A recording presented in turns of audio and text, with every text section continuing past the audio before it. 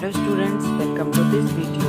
इस वीडियो में आप देखेंगे क्लास 9 का second chapter the sound of music का second part the shehnai of Bismillah Khan. इस चैप्टर की समरी आप पहले की वीडियोस में देख चुके हैं, तो इस वीडियो में आप देखेंगे इस चैप्टर की हिंदी एक्सप्लेनेशन। आइए स्टार्ट करते हैं। पैराग्राफ फर्स्ट है, Emperor Aurangzeb banned the playing of a musical instrument called pungi in the royal residence, for it had a shrill, unpleasant sound.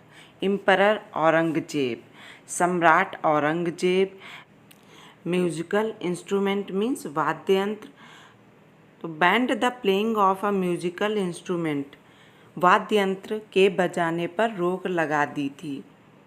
Called पुंगी, पुंगी नामक, इन द रॉयल रेजिडेंस, राजमहल में, for it had a shrill unpleasant sound, क्योंकि इसकी आवाज़ तीक्ष्ण और अप्रिय थी। अनप्लीजेंट अप्रिय, श्रिल तीक्ष्ण। तो सम्राट औरंगजेब ने राजमहल में पुंगी नामक वाद्य यंत्र के बजाने पर रोक लगा दी थी, क्योंकि उसकी आवाज़ तीक्ष्ण और अप्रिय थी। पुंगी क्या होता है? पुंगी एक बीन जैसा एक वाद्य यंत्र था। Pungi became the generic name for reeded noise makers. Reeded means नरकट से बनाए गए, जेनरिक नेम मीन्स किसी संपूर्ण वर्ग का नाम। तो नरकट से बनाए गए शोर करने वाले, नॉइज मेकर्स शोर करने वाले सभी यंत्रों के समूचे वर्ग को पुंगी नाम दिया जाता था। Few had thought that it would one day be revived. Revived means पुनर्जीवित। तो किसी ने सोचा भी नहीं था कि पुंगी एक दिन पुनर्जीवित हो जाएगी। A barber of a family of professional musician, एक नाई जो पेशेवर संगीतज्ञ परिवार से था। A barber एक नाई, of a family of professional musician, professional पेशेवर, म्यूजिशियन संगीतज्ञ, तो जो पेशेवर संगीतज्ञ परिवार से था। Who had access to the royal palace, access पहुँच, रॉयल पैलेस राजमहल, तो उसकी पहुँच राजमहल में थी।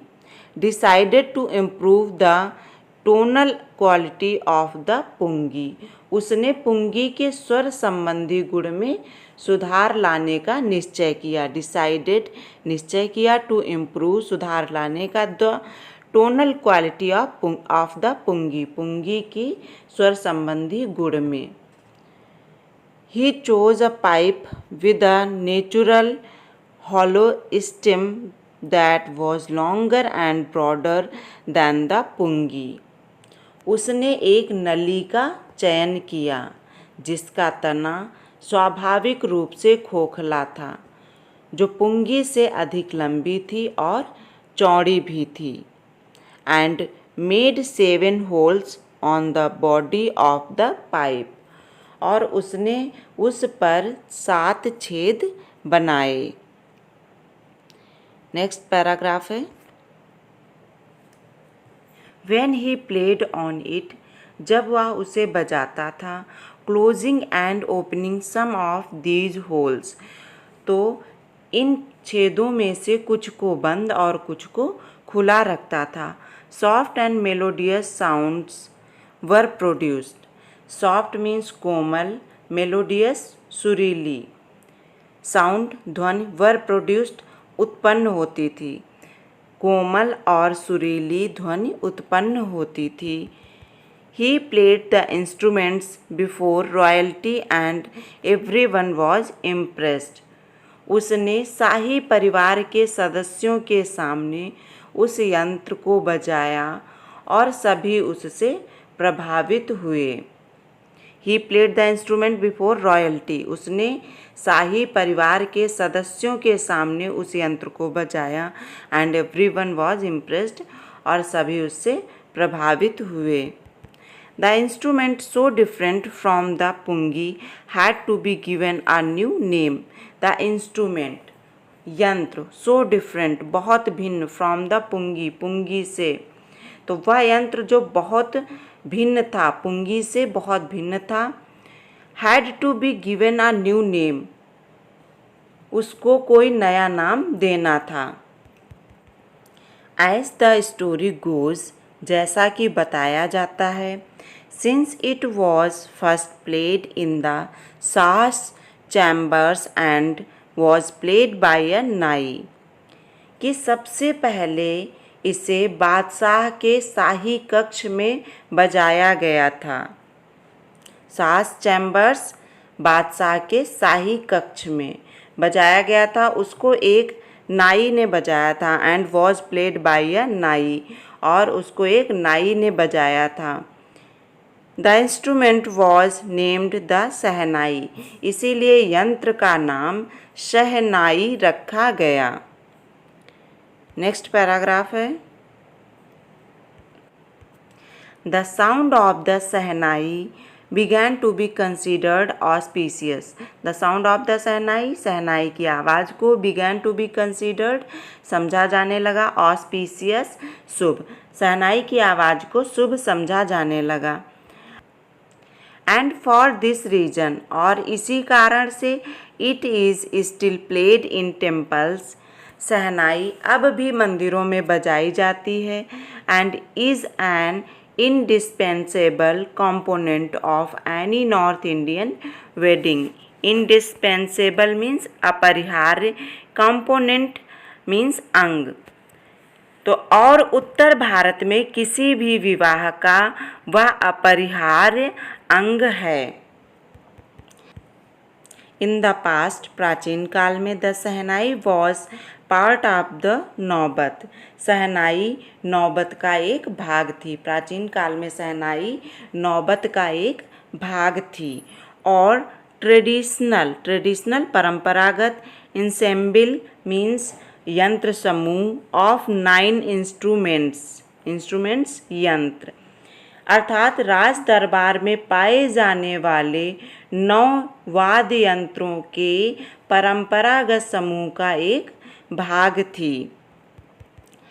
Till recently it was used only in temples and weddings, कुछ समय पूर्व तक शहनाई का प्रयोग केवल मंदिरों और विवाहों में किया जाता था। The credit for bringing this instrument on to the classical stage goes to Ustad Bismillah Khan, इस यंत्र को शास्त्रीय संगीत के मंच पर लाने का श्रेय उस्ताद बिस्मिल्लाह खान को दिया जाता है। क्रेडिट, श्रेय। नेक्स्ट पैराग्राफ है, एज अ 5-year-old, 5 वर्ष की उम्र में Bismillah Khan played gilli danda near a pond in the ancient state of Dumraon in Bihar. Ancient प्राचीन, स्टेट मीन्स होता है छोटा राज्य यानी कि रियासत। तो जब बिस्मिल्लाह खान 5 वर्ष के थे तो वह बिहार में डुमराव की प्राचीन रियासत में एक तालाब के पास गिल्ली डंडा खेला करते थे। He would regularly go to the nearby Bihari ji temple to sing the Bhojpuri chaita, वे नियमित रूप से समीपस्थ बिहारी जी के मंदिर में भोजपुरी चैता गाने के लिए जाया करते थे। At the end of which, जिसकी समाप्ति पर, he would earn a weighing 1.25 kg a prize given by the local maharaja, उसकी समाप्ति पर स्थानीय महाराजा द्वारा उनको 1.25 किलो लड्डू इनाम के रूप में दिया जाता था। दिस हैपेंड 80 years ago, यह बात 80 वर्ष पहले की है। And the little boy has travelled far to earn the highest civilian award in India, the Bharat Ratna, और उस छोटे लड़के ने भारत के सर्वोच्च नागरिक पुरस्कार भारत रत्न प्राप्त करने की लंबी यात्रा की। And the little boy has travelled, और छोटे बच्चे ने यात्रा की, फॉर बहुत लंबी, to earn the highest civilian award in India, Bharat के सर्वोच्च नागरिक पुरस्कार द भारत रत्न को प्राप्त करने की। नेक्स्ट पैराग्राफ है, बॉर्न ऑन 21 मार्च 1916, 21 मार्च 1916 को जन्मे Bismillah Khan belongs to a well known family of musicians from Bihar. Well known सुप्रसिद्ध फैमिली ऑफ म्यूजिशियंस संगीतज्ञ परिवार में। तो बिस्मिल्लाह खान का जन्म 21 मार्च 1916 को बिहार के सुप्रसिद्ध संगीतज्ञ परिवार में हुआ था। His grandfather रसूल बख्श खान, उनके दादा Rasool Bakhsh Khan, was the shehnai nawaz of the Bhojpur king's court, Bhojpur के राजा के दरबार में शहनाई नवाज थे। उनके दादा रसूल बख्श खान भोजपुर के राजा के दरबार में शहनाई नवाज थे। His father, उनके पिता, पैगंबर बख्श and other paternal ancestors, ancestors means पूर्वज, were also great shehnai players. तो उनके पिता पैगंबर बख्श और अन्य पूर्वज महान शहनाई वादक थे। ग्रेट शहनाई प्लेयर्स, महान शहनाई वादक। नेक्स्ट पैराग्राफ है, the young boy took to music early in life, वह छोटा लड़का बचपन से ही संगीत सीखने में लग गया। एट द एज ऑफ 3 वर्ष की उम्र में, when his mother took him to his maternal uncle's house, जब उसकी माँ उसको उसके मामा के घर ले गईं इन बनारस, बनारस में नाउ वाराणसी, जिसे अब वाराणसी कहा जाता है। बनारस को अब वाराणसी कहा जाता है। तो जब वह 3 वर्ष का था तो उसकी माँ उसको वाराणसी में उसके मामा के घर ले गईं। Bismillah was fascinated watching his uncles practise the shehnai, अपने मामाओं को शहनाई का अभ्यास करते देखकर बिस्मिल्लाह उस ओर आकर्षित हो गए। फैसिनेटेड, आकर्षित हो गए। सून बिस्मिल्लाह started accompanying his uncle, accompanying means साथ साथ जाना, uncle Ali Baksh to the Vishnu temple of Banaras where Baksh was employed to play the शहनाई। शीघ्र ही बिस्मिल्लाह अपने मामा अली बख्श के साथ वाराणसी के विष्णु मंदिर में जाने लगे। Where Baksh was employed to play the शहनाई, जहाँ बख्श शहनाई बजाने के लिए नियुक्त किए गए थे। मामा अली बख्श वाराणसी के विष्णु मंदिर में शहनाई बजाने के लिए नियुक्त किए गए थे, तो बिस्मिल्लाह भी अली बख्श के साथ मंदिर जाने लगे। ओके, नेक्स्ट है, Ali Bakhsh would play the shehnai and Bismillah would sit captivated for hours on end. Captivated means होता है मंत्रमुग्ध, ऑन एंड मीन्स बहुत लंबे समय तक लगातार। तो Ali Bakhsh would play the शहनाई, अली बख्श शहनाई बजाया करते थे। And Bismillah would sit captivated for hours on and, और बिस्मिल्लाह पूरे समय मंत्रमुग्ध होकर बैठे रहते थे। Slowly he started getting lessons in playing the instrument.